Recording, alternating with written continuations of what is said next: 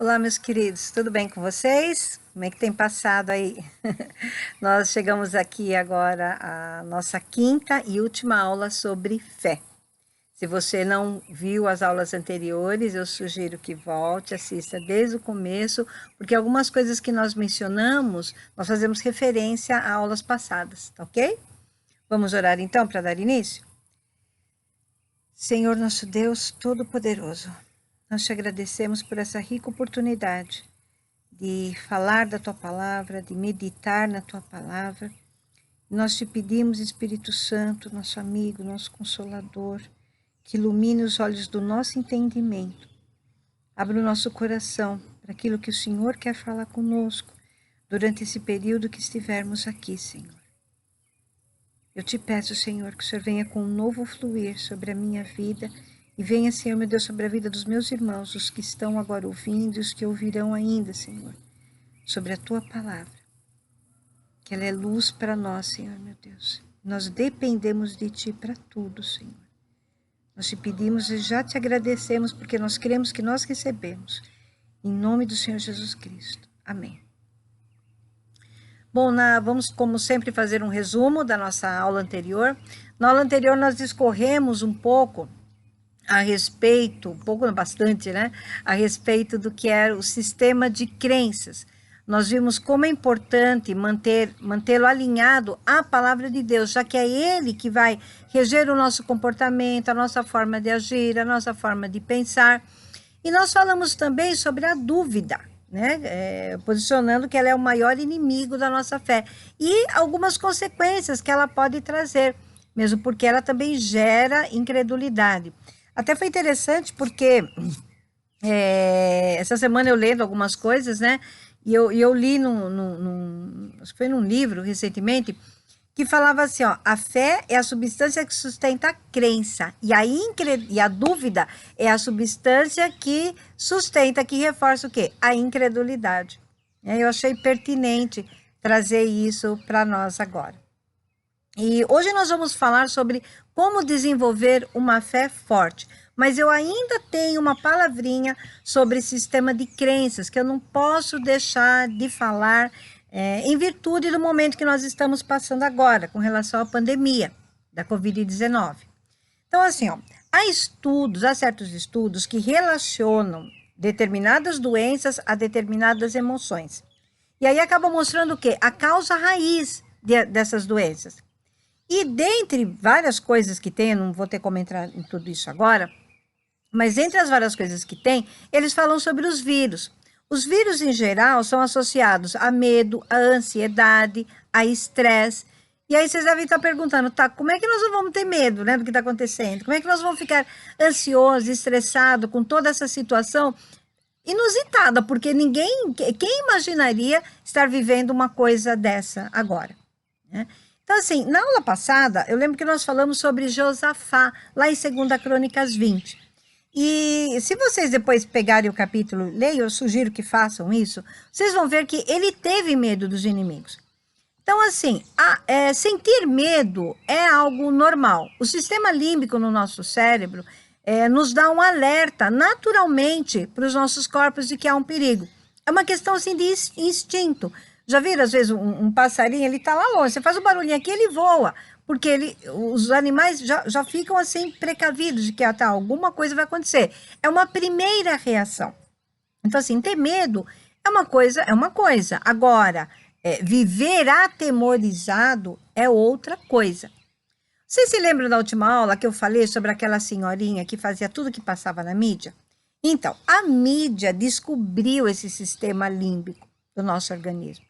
Então, eles viviam o quê? Nos bombardeando o tempo inteiro com notícias ruins. Para quê? Para criar algo assim sensacionalista. Eu sei que tem acontecido muitas coisas, mesmo pessoas assim que eu conheço faleceram, outros ficaram muito, muito doentes, e todo dia a gente tem ouvido falar sobre isso, tem sentido pessoas ao nosso redor.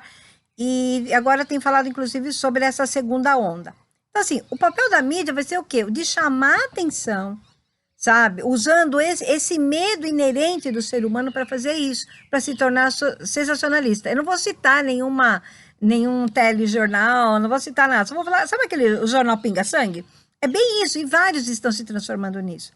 Então, assim, olha, o que eu falo, não fiquem enchendo as suas mentes com essas notícias ruins. Tem gente que fica vendo tudo o tempo inteiro sobre coronavírus e fica se enchendo, na verdade, de medo e de morte. Vê o que está acontecendo, sabe? Eu não estou alheia a tudo, né? Então, assim, veja o que está acontecendo, vê o que as autoridades estão pedindo, mas não se deixe ser manipulado pela mídia, tá? Eu não estou dizendo aqui para você ignorar o perigo, não.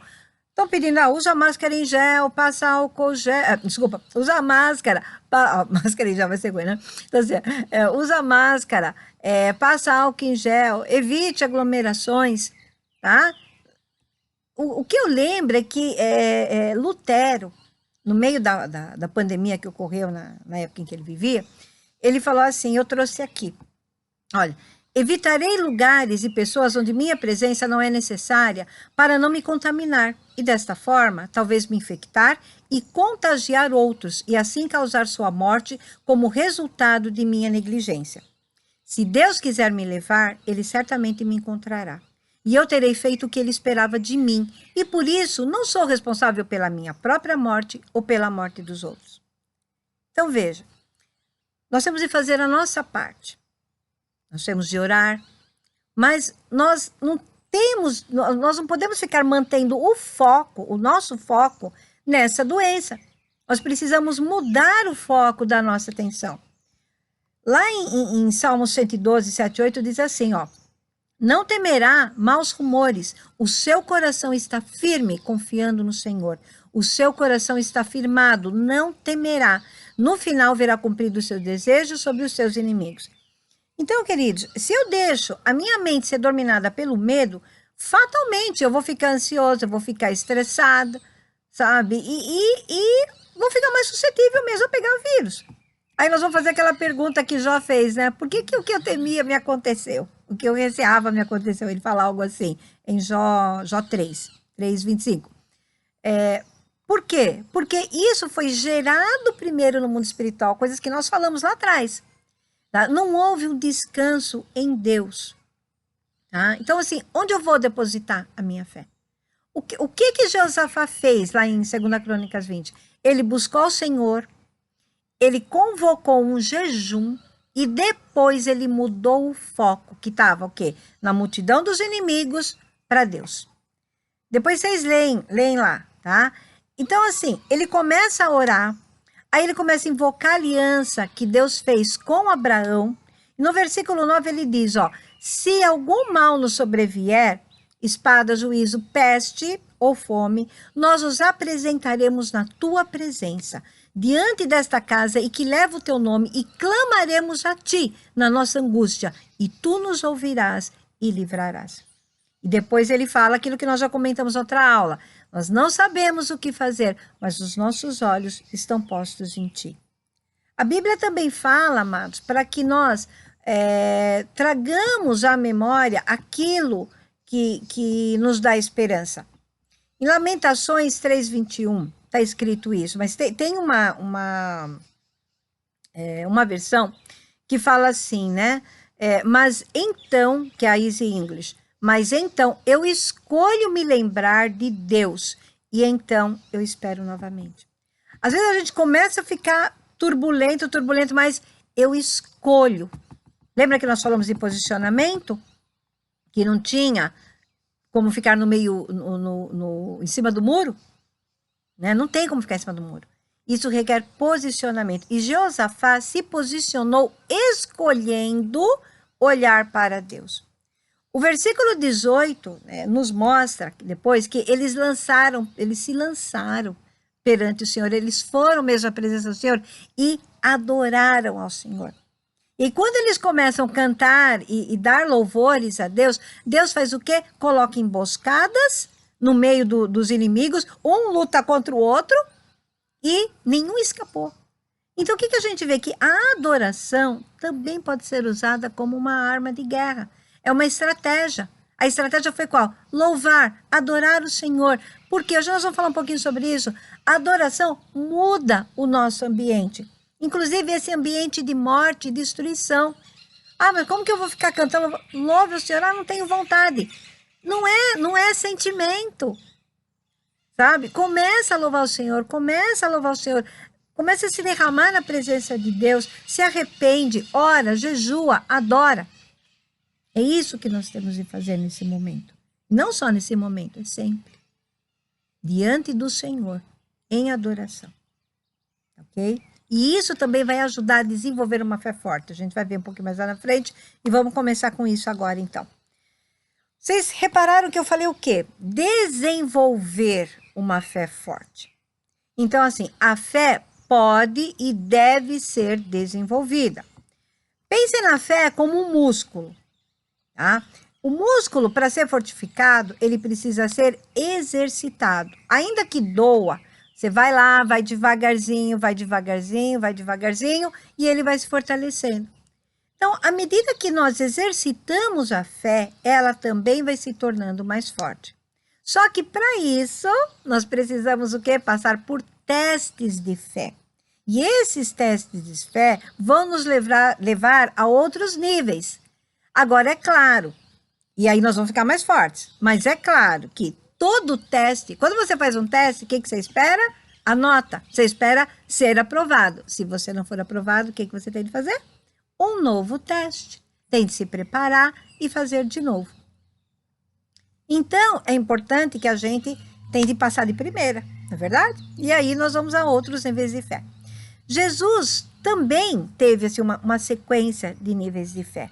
Porque assim, ó, Jesus veio à Terra como Deus no seu espírito, mas no seu corpo e na sua alma, ele veio o quê? Veio da semente de Abraão. Se nós pegarmos lá em Hebreus 2, 16, 18, diz assim: pois na verdade ele não socorre a anjos, mas sim a descendência de Abraão, pelo que convinha que em tudo fosse semelhante a seus irmãos, para ser misericordioso e fiel sumo sacerdote naquilo que é de Deus, a fim de fazer propiciação pelos pecados do povo.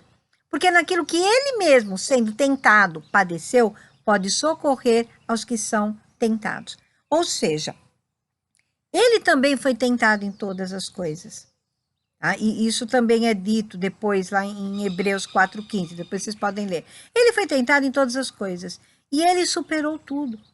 Então ele nos mostra que é possível sim dominar o pecado e a desobediência. Ele foi tentado no corpo, na alma e no seu espírito também. Então, o segredo qual que é? É manter um espírito forte. Um espírito forte vai gerar uma fé forte. Porque aí a alma não vai penderar, a alma não vai pender para a carne. Ela vai pender para o espírito, porque o espírito é que está mais forte. E se nós observarmos, Jesus também foi o quê? Num crescente em autoridade. Nós vamos fazer alguns destaques aqui de alguns milagres, de algumas coisas que Jesus fez. Então, assim, uma das coisas que Jesus fez, o que foi? Ele conquistou a natureza. Ele transformou algo em vinho.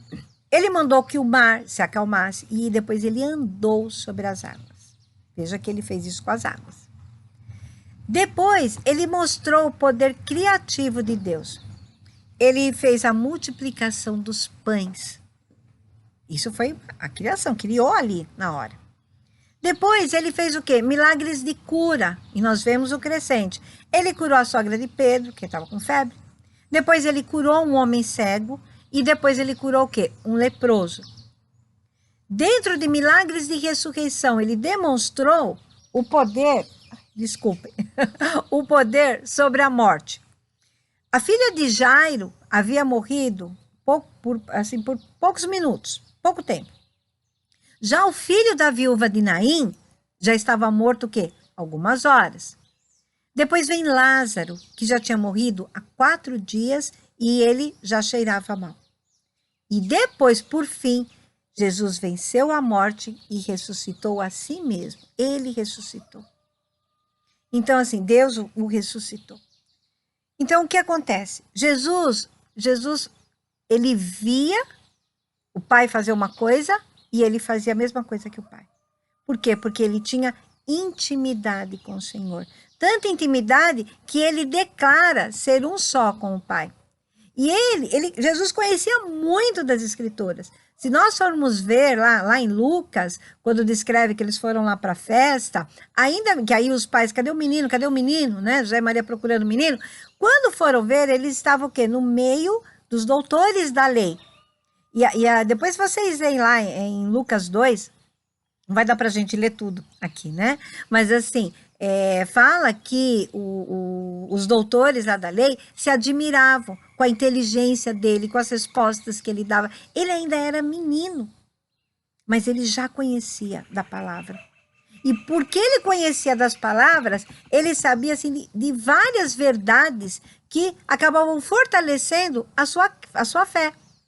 Então, para nós desenvolvermos essa fé, uma fé forte, né, nós precisamos conhecer algumas verdades também, assim como Jesus. E, à medida que nós formos conhecendo, nós temos de andar, né, buscar caminhar naquilo que nós já alcançarmos. Naquilo que nós já alcançamos, como diz Filipenses 3,16. Agora, o nosso caminhar com Deus não pode ser aqui, ó, na horizontal. Ele tem de ser o quê? Na ascendente. E sempre, sabe lá em Oséias, né, quando fala, conheçamos e prossigamos em conhecer ao Senhor, nós temos de buscar conhecer ao Senhor sempre, porque sempre tem coisas para se conhecer de Deus. Ele é infinito. Então tem certas verdades que eu preciso conhecer nas Escrituras e tem certas atitudes que eu preciso ter a fim de que eu desenvolva a minha fé de modo a que ela se torne forte. Vamos ver algumas dessas verdades e dessas atitudes aqui. A primeira, assim, que eu acho que é a primeira coisa que nós temos de fazer é a entrega. É entregar todas as áreas da nossa vida e todas as pessoas que se relacionam conosco a Deus. Porque às vezes a gente precisa às vezes entregar o filho, entregar o marido, entregar-se no sentido de que, olha, nada disso vai me atrapalhar com a vida do Senhor. Nada, não é atrapalhar, mas nada disso tem prioridade na minha vida. Essas pessoas não têm prioridade na minha vida na frente de Jesus. Não tem. Jesus é o primeiro. Depois sim, vem a família. Depois vem o marido, a esposa, os filhos. Depois vem os amigos. Depois vem outras pessoas. Mas, em primeiro lugar, Jesus Cristo. E tudo que se relaciona a Ele. Eu vejo que há pessoas que separam, né, a sua vida profissional ou a sua vida pessoal da sua religiosidade, digamos assim. É quase como se tivesse uma vez eu li, uma personalidade eclesiástica, fora do convívio dos irmãos. Enquanto está ali com os irmãos, tá de um jeitinho. Depois é outra pessoa. Né? Não. A entrega tem de ser absoluta, tem de ser total. É realmente assim, se submeter em tudo a Deus. E submeter tudo a Deus. Não importa se é minha vida pessoal, é minha vida acadêmica, sabe assim, os meus relacionamentos, tudo eu vou submeter ao Senhor. E isso é o que eu entendo de morrer para si. A Bíblia não fala lá em Mateus, né, que quem perder sua vida por amor de mim achará. É bem isso, gente, é morrer. E o interessante é que quando você entrega as coisas, e se entrega ao Senhor, aí você dá a liberdade para que Ele comece a trabalhar na sua vida.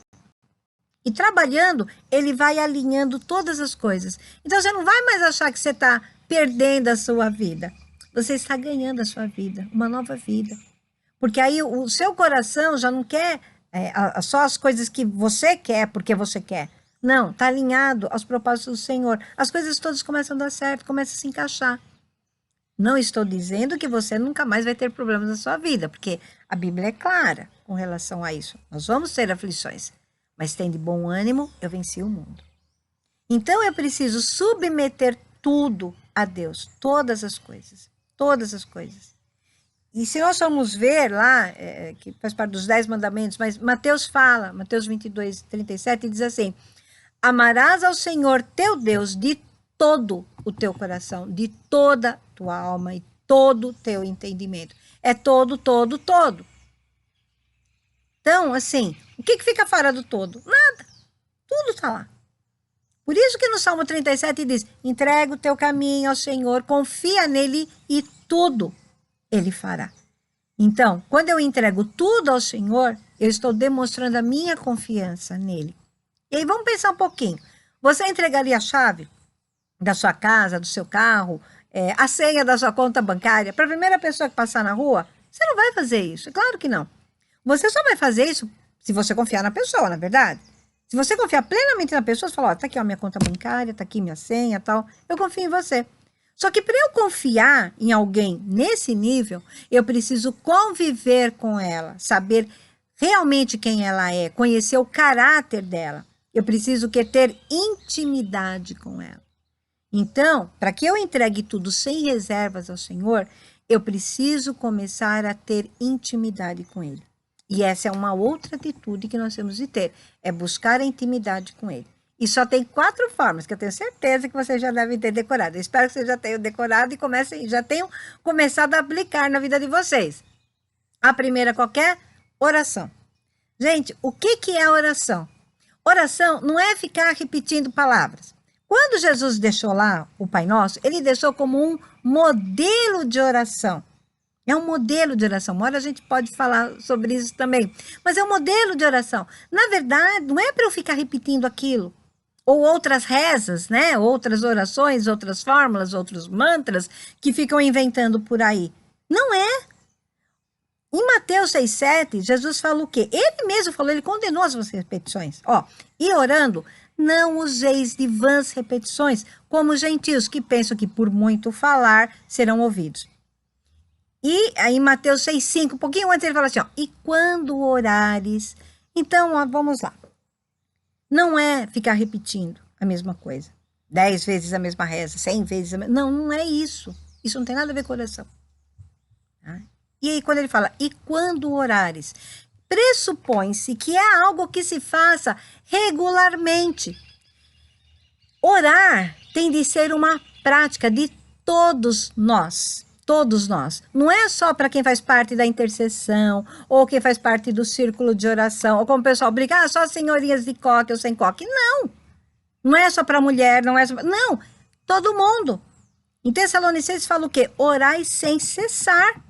Só que o que a gente nota é que as pessoas não querem mais orar. Na verdade, muitas fogem de reuniões de oração. Fogem mesmo. Às vezes tem alguma outra coisa e vai lá. Isso precisa ser resgatado na igreja.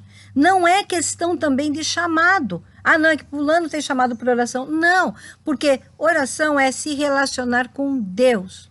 Para mim, oração é falar com Deus. Eu falo do meu jeito, de coração aberto para o Senhor. Eu não preciso ter palavras bonitas, usar todo o meu vernáculo para falar. Não. Sabe? Tudo bem, eu não vou tratar Deus como um qualquer. Mas assim, como é que você falaria com seu pai? Tá? Então, eu vou falar com meu Pai Celestial. Como é que você falaria com seu irmão? Como é que você fala com seu irmão? Fala de qualquer jeito? Não. Eu vou falar com o filho, que é o meu irmão. Jesus. Como é que você fala com um amigo? É como você vai falar com o Espírito Santo. Então, eu tenho Deus Pai, eu tenho o irmão, meu irmão mais velho e tenho meu amigo Consolador. Os 3 são um. Ele, assim, só que assim, ele é rei, ele é Deus do universo, ele é justo juiz. Eu preciso ter respeito, eu preciso ter reverência com o Senhor. E desculpa falar aqui, assim, ó, eu não preciso avacalhar, desculpa usar o termo, tá? Como aquela Bíblia freestyle, que eu só chorei. Meus filhos até falam, mãe, não lê, não veja porque você vai se chocar. Eu li e eu chorei. Eu chorei de verdade, gente. De ver o que fizeram com a palavra. Sabe, de pegar ceia e comparar com o lanche do McDonald's. Isso não se faz, desculpa. Tá? Mas eu também não preciso falar, dentre outras coisas, eu não vou entrar aqui, tá? Mas assim, ó, eu também não preciso falar, ó Deus de Abraão, Isaac, Jacó, Criador do... Ele é Deus de Abraão, de Isaac, de Jacó, nosso, o Todo-Poderoso. Não. O que eu estou falando é o quê? Seja você mesmo com o Senhor. Você não precisa de máscaras para falar com o seu Deus. Ele te fez, e Ele conhece o seu coração. Você tem de ser você. E mesmo, amados, uma reunião de oração, Você fala se você quiser, você ora lá, de repente você concorda com os irmãos. Você pode ir lá só concordar com os irmãos. Até você se sentir confortável, você vai ver que não é nada demais. É conversar com Deus, é falar com Deus. É o momento em que as pessoas se reúnem para abrir seu coração ao Senhor, para falar as coisas com o Senhor, para interceder por outros. Nós precisamos resgatar isso na igreja. Orar, orar, orar e sem cessar. Está no imperativo. Não é opcional. Desculpa, não é opcional. Segunda coisa que vai nos trazer intimidade com o Senhor. Óbvio, a meditação na palavra. Nós falamos quantas vezes lá de Romanos 10:17. De sorte que a fé vem pelo ouvir e ouvir pela palavra de Deus. A Bíblia é a fonte da minha fé. Ela é o próprio Jesus Cristo. E a Bíblia é viva. Ela tem um poder transformador, gente, imenso.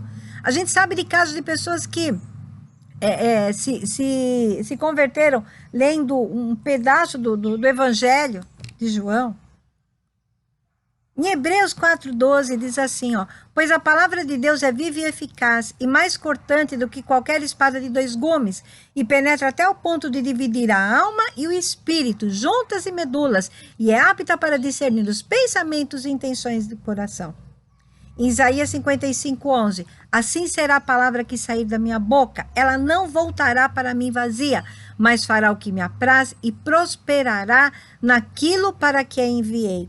A palavra do Senhor tem poder, ela tem uma atuação, ela tem atuação, ela vai mudar a nossa maneira de pensar, nós vamos transformar a nossa maneira de pensar, lembra que nós falamos? A nossa maneira de agir, o nosso coração, ela vai nos colocar no caminho, em o caminho, Jesus, o caminho certo, vai nos posicionar no plano original que Deus tem para cada um de nós. Na verdade, assim, eu falo isso com plena convicção, porque vocês estão olhando para alguém que se converteu lendo a Bíblia. Eu ganhei uma Bíblia pequenininha quando eu tinha 11 anos de idade, e eu todo dia lia, e eu era católica, apostólica, romana, praticante e roxa. Né? Testemunha de Jeová pulava a minha casa, porque eu descia com a minha Bíblia católica, eu descia lá. Sabe? Porque eu lia a Bíblia. Só que eu fui lendo, fui confrontando uma série de coisas, fui confrontando o sistema ao qual eu servia, né, o sistema que eu servia, e chegou uma hora que, assim, um belo dia eu lendo Apocalipse 17:18. Deus se revelou ali para mim, sozinha, na sala da minha casa. Por isso que eu gosto muito do inglês que não fala apocalipse, porque no português, quando você fala apocalipse, você sempre lembra de destruição, fim do mundo, colocaram isso na nossa cabeça, e não é isso. Em inglês é revelation, revelação. E assim, ó, em questão de segundos, minha vida mudou completamente, porque Deus se revelou ali através da palavra dele. Ninguém veio falar de mim, porque eu também era meio casquinha, né? Então, assim, ninguém veio falar assim para eu. Sei que tem pessoas orando, eu dou glória a Deus por isso, agradeço, sabe? Pessoas da minha família, minhas irmãs, eu sei que oraram muito por mim, né? Precisava orar mesmo por mim. Mas assim, ó, Deus, assim como Deus se revelou para mim, Deus se revela de várias maneiras. Mas a palavra é viva. A palavra é viva, meus queridos. A gente precisa entrar na palavra, meditar na palavra, sabe? Esquece de outras coisas que você tem para fazer e vai meditar na palavra. O resto do seu dia vai fluir bem. Dê prioridade à palavra de Deus. A Bíblia é vida, ela muda todo o curso da nossa história, todo o curso da nossa história. Nós precisamos nos encher da palavra, Lembra que nós falamos do sistema de crenças? Quando eu estou cheio da palavra, eu vou mudar a minha maneira de falar, de pensar, de agir. A minha fala vai ser diferente. Em Lucas 6,45 diz assim, ó, o homem bom, do bom tesouro do seu coração, tira o bem. E o homem mau, do mau tesouro do seu coração, tira o mal. Pois da abundância do coração fala a boca. Então, se eu encher o meu coração da palavra, o que vai sair da minha boca vai estar ali com a palavra. E na palavra não tem descrença, tem fé. E aí nós começamos a agir em fé. Tá ok? O outro ponto, qual que é? É o jejum. Eu coloco assim como subtítulo, né? Jejum, a prática esquecida pela igreja. Gente, não se fala mais em jejum. Olha, faz tempo que eu não ouço. Assim, eu já ouvi pregações, né, sobre jejum, mas faz tempo que eu não ouço com frequência falar sobre jejum. E jejum é algo espiritual. Por isso que muita gente não entende. O jejum vai nos deixar mais sensíveis ao mundo espiritual. E, por incrível que pareça, vai renovar as nossas forças. Porque assim, ó, jejum não é só ficar sem comer. Né? As pessoas acham que é, eu fico sem comer. Não é. Quando eu me abstenho de algum alimento, não é só ficar sem comer. Eu vou também ter momentos de oração. E eu acabo tendo o quê? Comunhão com o Senhor nesses momentos de oração. E a minha comunhão com o Senhor é mais intensificada. Quando que eu vou jejuar? Quando eu tiver de tomar decisões difíceis, quando eu tiver de entrar em alguma batalha. Também para ministrar ao Senhor. Sabe, só assim, Senhor, só estou aqui, ó, para estar mais sensível a Ti. O que o Senhor quer de mim? É buscar ao Senhor. E da mesma forma lá que na oração fala, né? Quando orardes, em Mateus 6 também fala, mas quando jejuardes, quer dizer, é uma prática, deveria ser algo comum de se fazer, algo regular. Em Lucas 5,35 diz, dias virão, porém, que são os nossos dias, em que o noivo lhe será tirado, e então naqueles dias jejuarão. Quando nós jejuamos, nós percebemos a nossa pequenez diante da grandeza do Senhor. Davi, ele fala que, lá no Salmo 35,13, ele fala que humilhava a alma dele com jejum. Paulo jejuava muitas vezes, porque tem gente que fala assim, não, Jesus já jejuou por nós 40 dias para que a gente não precise jejuar mais. Peraí, mas Paulo veio depois de Jesus, e Paulo jejuava. É para nós jejuarmos, irmãos. Não se fala mais isso na igreja, porque é algo que geralmente as pessoas não gostam de fazer. As pregações, a maioria, não vou falar todas, né, mas o que eu tenho visto, a grande maioria das pregações hoje são muito humanísticas. Elas não são cristocêntricas, elas são humanísticas. Jejum é uma coisa que vai desagradar o povo, então não dá para falar. Sabe aquela história, parece aquela história de supermercado, né? O cliente tem sempre razão. O jejum não é popular, jejum não é popular, mas por que ficar falando de jejum? Só que, em Gálatas 1, 9 e 10, olha o que diz. Assim como já vos dissemos, agora de novo também vos digo. Se alguém vos anunciar outro evangelho além do que já recebesse, seja anátema. Persuado eu agora a homens ou a Deus? Ou procuro agradar a homens? Se estivesse ainda agradando aos homens, não seria servo de Deus. Nós não temos de ficar agradando a audiência. Nós temos de falar aquilo que o evangelho fala. E nós precisamos dessa prática para nos fortalecer. O diabo fica muito feliz quando se suprime isso dos ensinos bíblicos. Por quê? Porque para ele é interessante que a igreja seja uma igreja fraca e doente. Nós temos de nos fortalecer em Cristo. E o jejum está nisso. Ok? Quarto ponto, o que é? A adoração. Claro. Nós já falamos um pouquinho de adoração no início da aula. Mas em João 4,23 diz o quê? Mas vem a hora e já chegou, em que os verdadeiros adoradores adorarão o Pai em espírito e em verdade, pois o Pai procura tais que assim o adorem. Deus está à procura de quem o adore. Tá? Você quer ter comunhão com o Senhor, intimidade? Adore o Senhor. E vamos lá, cá entre nós. Adoração não é só música. Adorar a Deus é reconhecer quem Ele é, independentemente das circunstâncias pelas quais você está passando. Adorar é você ter uma vida totalmente prostrada diante do Senhor, em completa rendição. Não pelas coisas que Ele vai te dar. Você vai seguir os mandamentos dEle por amor, por devoção. E quando você adora, você entra em adoração, tem um romper no mundo espiritual. E como nós falamos já no início, a atmosfera, o seu ambiente muda. E muda também o seu interior. Você acaba saindo dessa atmosfera. Tem hora que você sente que você Você não está mais no plano físico, e você vai para um lugar assim espiritual, quase palpável, e ali você percebe que você está assim diante do Senhor e nada mais ao seu redor importa. Tudo desaparece. Tudo desaparece. Você pode cantar na adoração? Claro que você pode dançar. Você pode dançar? Claro, quem me conhece sabe que eu amo dançar na presença do Senhor. Eu posso usar instrumentos de adoração, véu, bandeira, fita. Eu posso me expressar de N maneiras, pintando, várias coisas. Mas tudo tem de partir do coração. Eu posso estar lá dançando, tal, na presença do Senhor, e realmente estar adorando o Senhor, ou eu posso só estar fazendo uma apresentação, e muitas vezes aquela pessoa que está lá no cantinho, lá quietinho, sem falar nada, está lá, está adorando a Deus mais do que eu. Por que não? Por quê? Porque é uma atitude de coração, e o coração só quem vê é Deus. Eu posso ter alguma coisa nas mãos? Posso, como posso também não ter.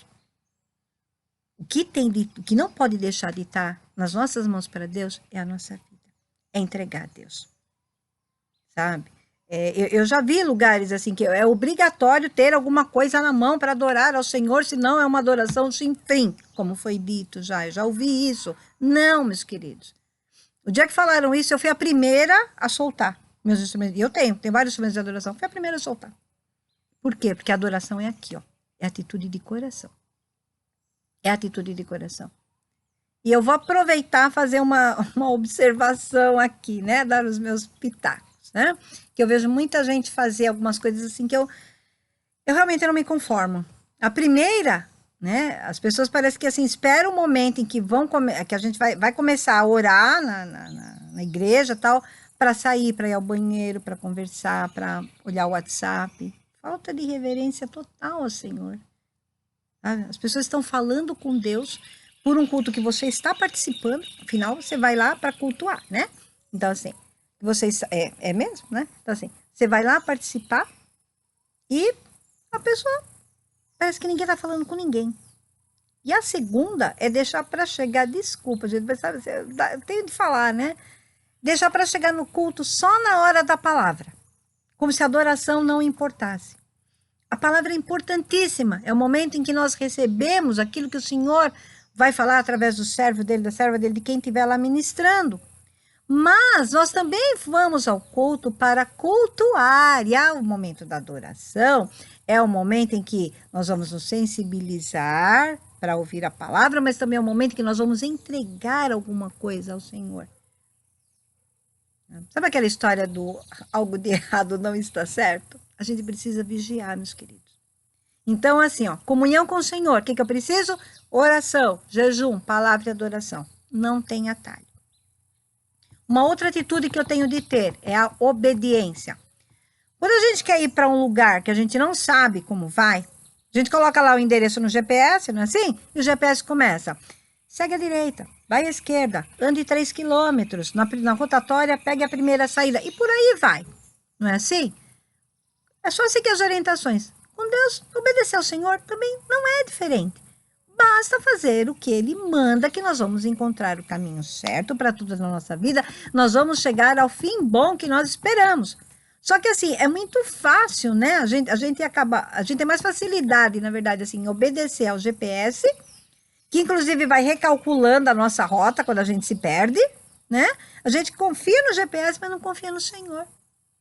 E aí, por conta disso, nós que estamos ali, ó, sabe, e pegamos um caminho errado, pegamos atalho, quando não se tem atalho, e Deus tem de ficar o quê? Recalculando a rota, recalculando a nossa rota, recalculando a nossa rota N vezes, até que a gente aprenda, até que a gente se conscientize e pegue o caminho certo para alcançar o que desejamos.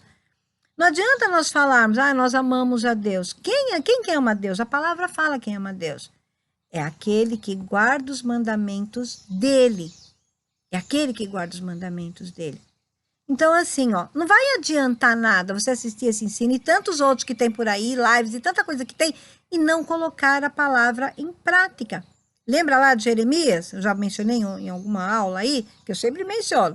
Seja ela boa, seja má, a voz do Senhor, obedeçamos para que nos vá bem, obedecendo a voz do Senhor, nosso Deus.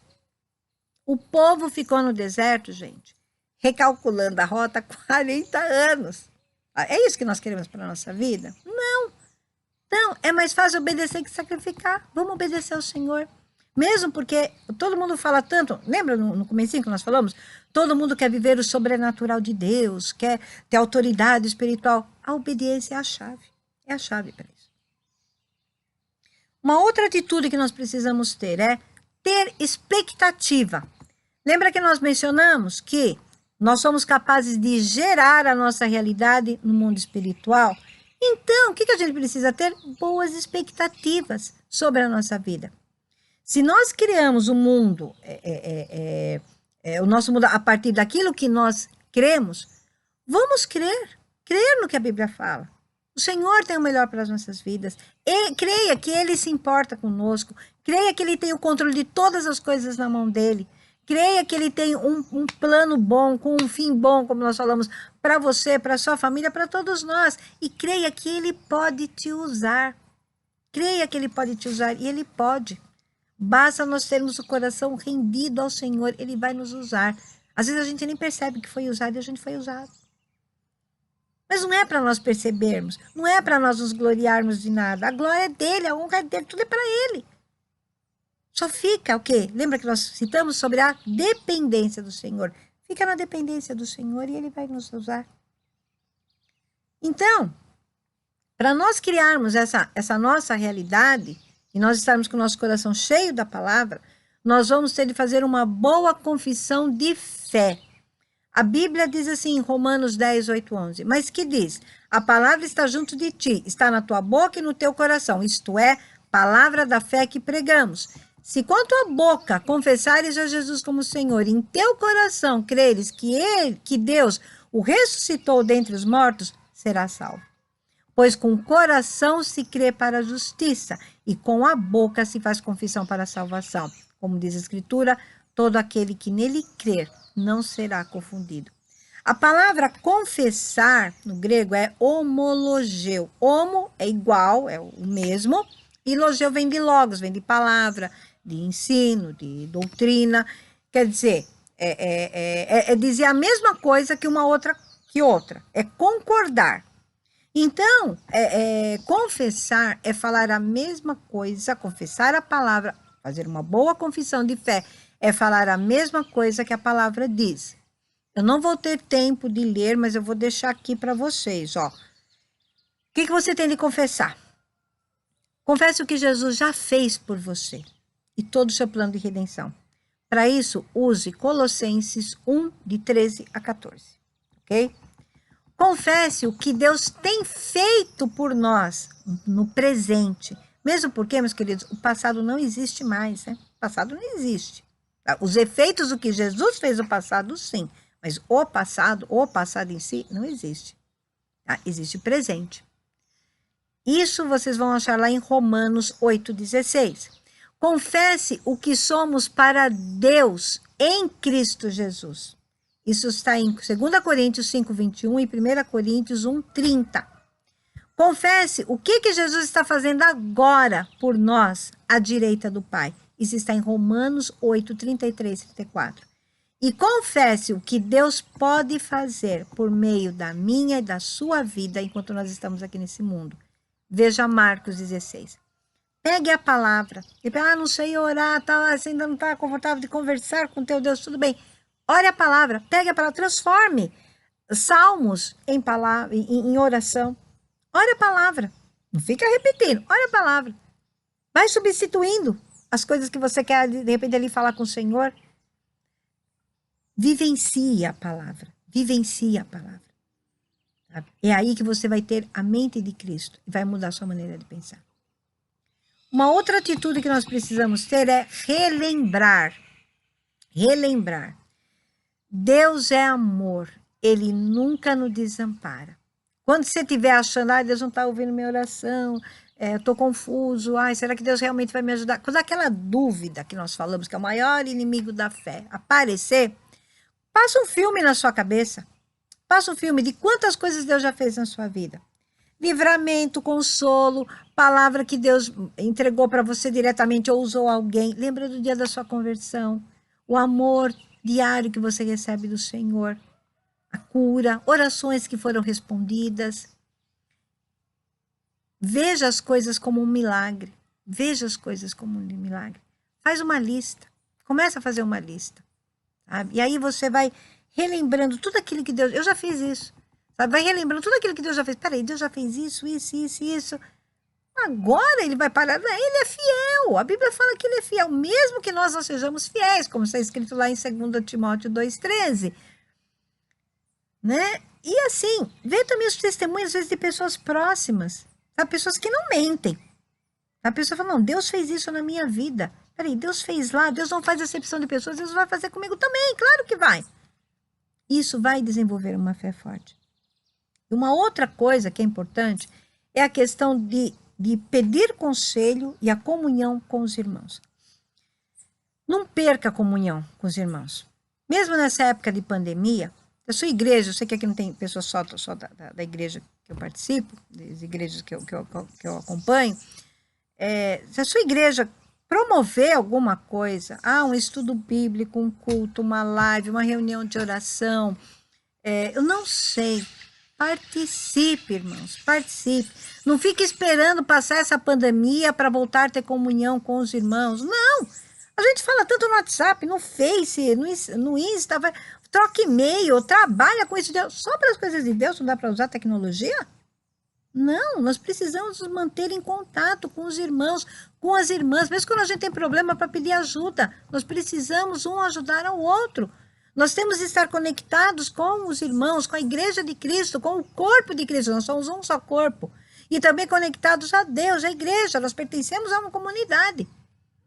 Lá em Provérbios 18:1 diz o quê? Que o que vive isolado busca seu próprio desejo, insurge-se contra a verdadeira sabedoria.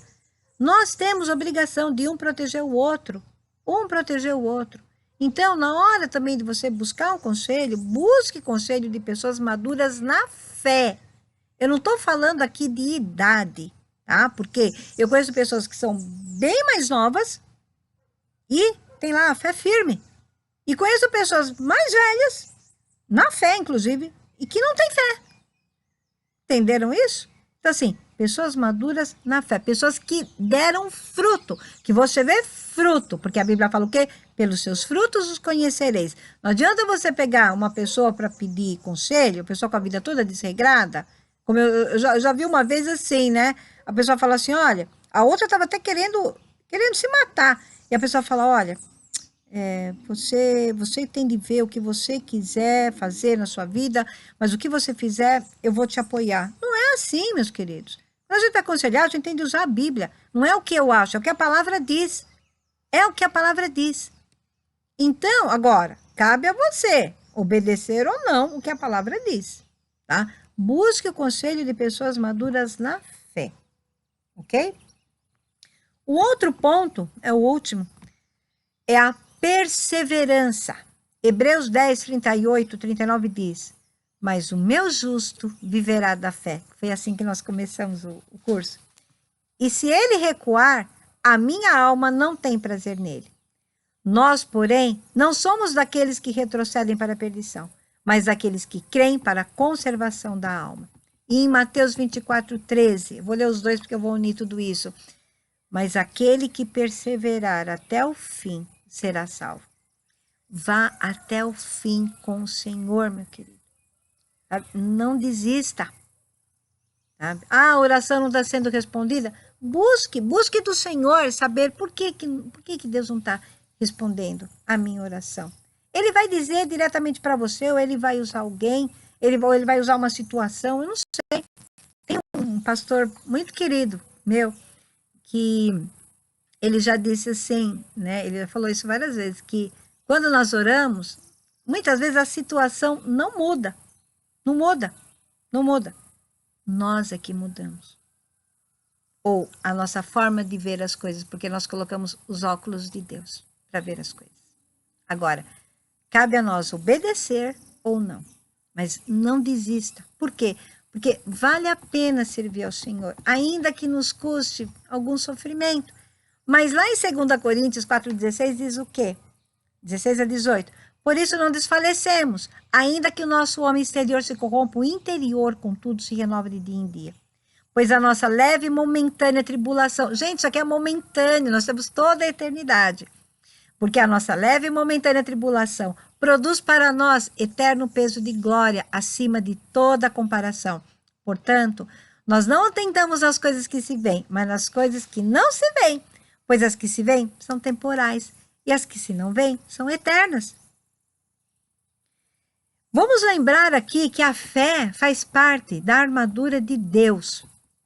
Lá em Efésios 6,16, quando diz que tomando sobretudo o escudo da fé, com o qual podereis apagar todos os dardos inflamados do maligno. Olha, o sobretudo, tomando sobretudo o escudo da fé. Sobretudo é especialmente, principalmente o escudo da fé.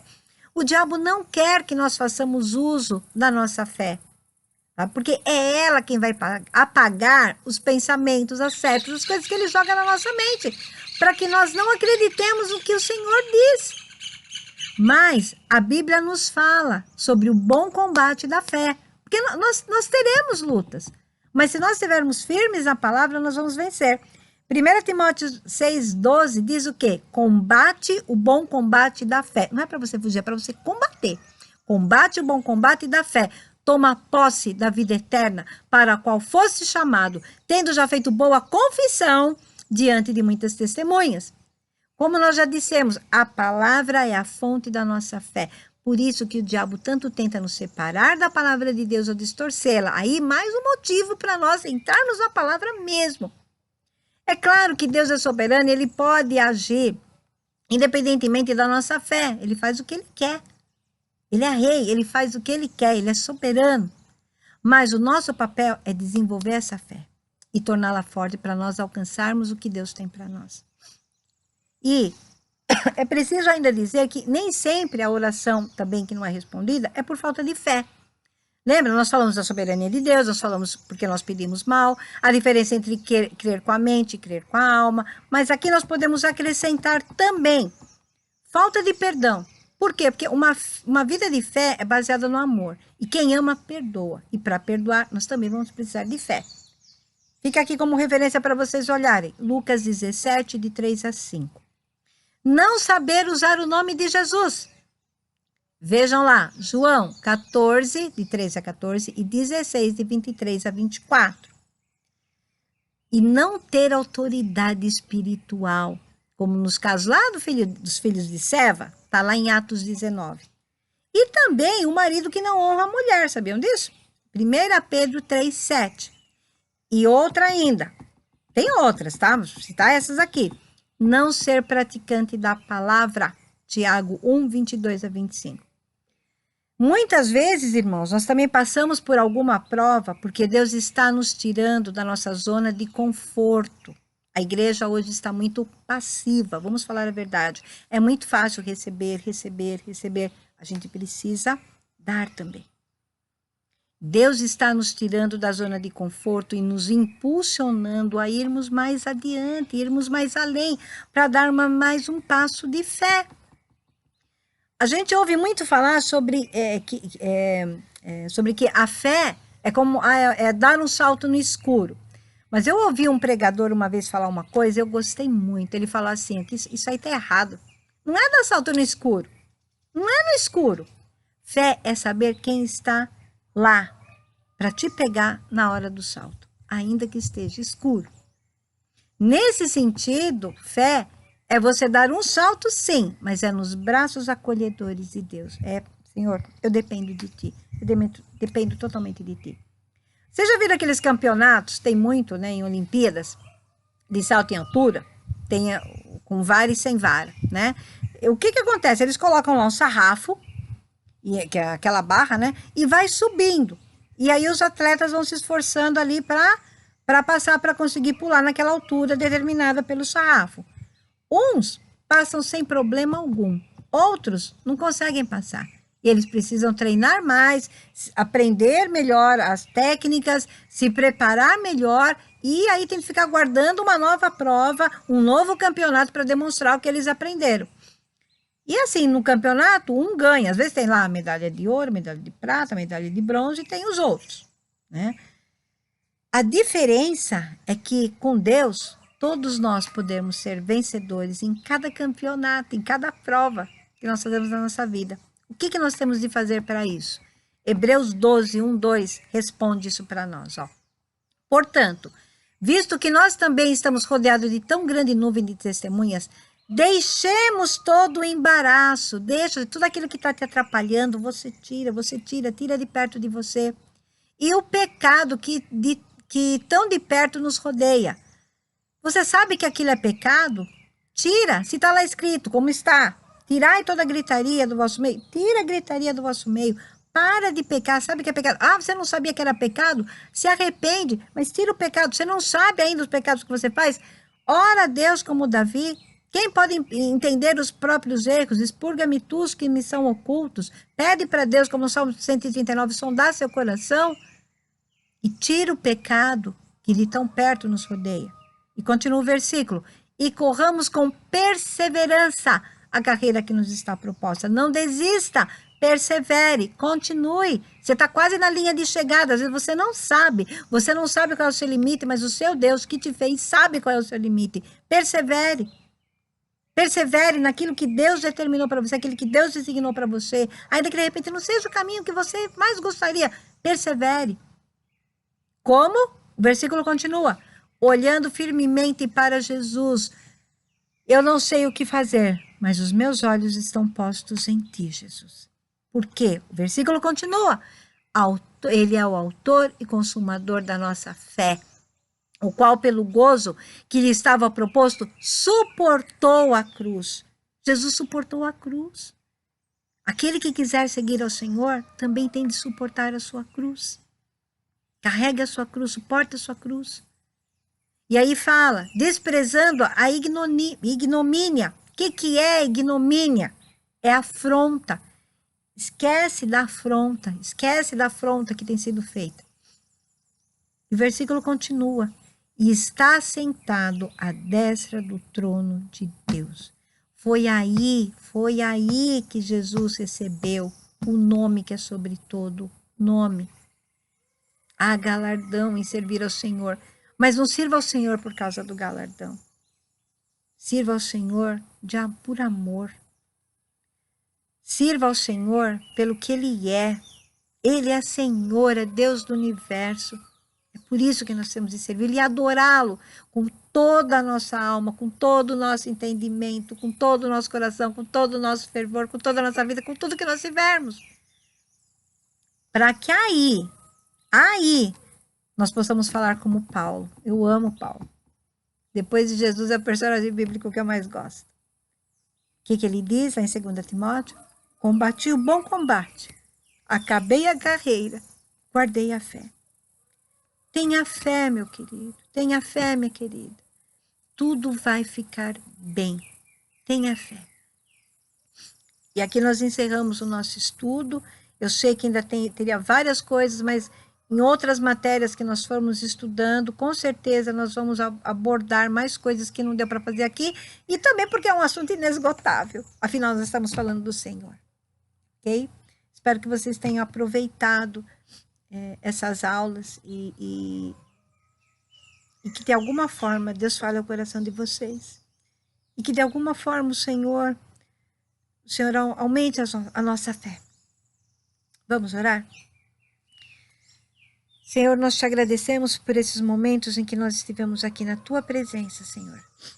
E eu te peço, Senhor, para que a palavra que foi lançada nos nossos corações hoje não seja, Senhor, meu Deus, não seja roubada. Não seja roubada, Senhor. Ajuda-nos, Senhor, meu Deus, a viver em fé, porque a tua palavra diz que sem fé nós não te agradamos, não podemos te agradar e aquilo que nós fizermos, se não for por fé, é pecado. Ajuda-nos, Senhor, meu Deus, a não pecarmos então, Senhor. E guarda, Senhor, guarda os nossos corações. Aumenta a nossa fé em Ti, Senhor, meu Deus. Que isso não fique só em palavras, Senhor, tudo que nós aprendemos aqui, Senhor, meu Deus, nesses dias, nesses encontros, mas que nós possamos colocar em prática, Senhor, meu Deus, e falar como Paulo, Senhor, meu Deus, guardar a fé em Ti e sermos agradáveis a Ti, Senhor meu Deus. Que esse seja o maior dos nossos objetivos, Senhor. Nossa prioridade, Te agradar, Te adorar e Te honrar com a nossa vida, Senhor. Nós Te agradecemos em nome de Jesus. Amém. Bom, meus queridos, então encerramos aqui e logo, logo nós teremos mais alguma outra aula, alguma outra matéria aí para estudarmos juntos, tá bom? Fiquem com Deus, que o Senhor os abençoe, que o Senhor os guarde e que o Senhor aumente a sua fé. Tenha fé. Com certeza você não vai ser decepcionado. Os homens podem até nos decepcionar, mas Deus não. Não mantenha a sua fé na fé dos outros. Não mantenha a sua fé em pessoas. Mantenha a sua fé na palavra de Deus. Mantenha a sua fé em Deus. Amém? Beijo. Tchau, tchau, gente.